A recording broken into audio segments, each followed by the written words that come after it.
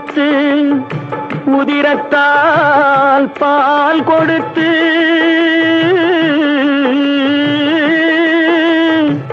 அள்ளியிடும் போதெல்லாம் அன்பையே சேர்த்தெடுத்து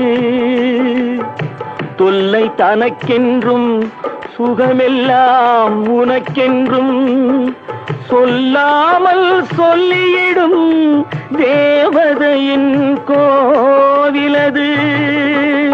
பண்பு தெரியாத மிருகம் பிறந்தாலும் பால் தரும் கருணை அது. பசித்த முகம் பார்த்து பதரும் நிலை பார்த்து பழம் தரும் சோலை அது. இருக்கும் பிடி சோறு தனக்கென்று எண்ணாமல் கொடுக்கின்ற கோவில் அது. இருக்கும் பிடி சோறு தனக்கென்று எண்ணாமல் கொடுக்கின்ற கோவில் அது.